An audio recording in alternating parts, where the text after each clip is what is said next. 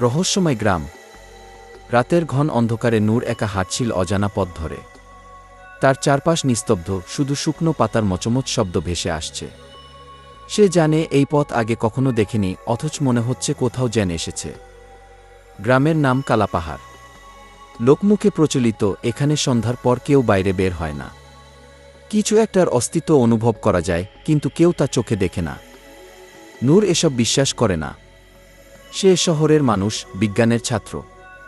রাত 10টা বেজে গেছে। পথ চলার সময় হঠাৎ দেখতে পেল রাস্তার পাশে এক পুরনো মন্দির, যেটার অস্তিত্ব গ্রামের মানচিত্রে নেই। কেমন যেন ভয়ঙ্কর অনুভূতি হচ্ছে, অথচ পা এগিয়ে যাচ্ছে অজান্তেই। হঠাৎ পেছনে একটা গম্ভীর কণ্ঠস্বর, তুমি এখানে কি করছো? নূর চমকে তাকাল। এক বৃদ্ধ দাঁড়িয়ে আছে, চোখজোড়া অদ্ভুত কালো। তিনি বললেন, তুমি হয়তো ভুল জায়গায় চলে এসেছ। এখান থেকে ফিরে যাও। নূর দ্বিধাগ্রস্ত, কিন্তু তার চোখ পড়ল বৃদ্ধের হাতের দিকে, সেখানে রক্তের দাগ। নূর বৃদ্ধের হাতের রক্তের দাগ দেখে হতবাক। তার শরীর হিম হয়ে এলো।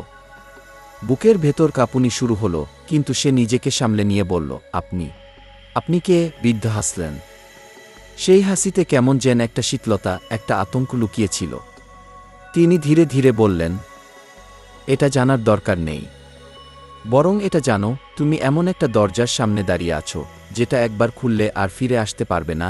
রাশেদ কিছু বলার আগেই হঠাৎ মন্দিরের ভেতর থেকে একটা কর্কশ শব্দ এলো, কোনো একটা দরজা খুলছে।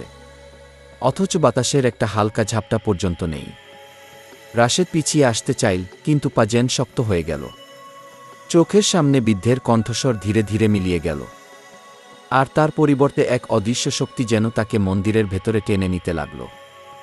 নূর দেখতে পেল মন্দিরের ভেতরটা ধুলোমাখা, চারপাশে পুরনো পাথরের মূর্তি, যেগুলোর চোখ কেমন যেন খালি, গহ্বরের মতো কালো।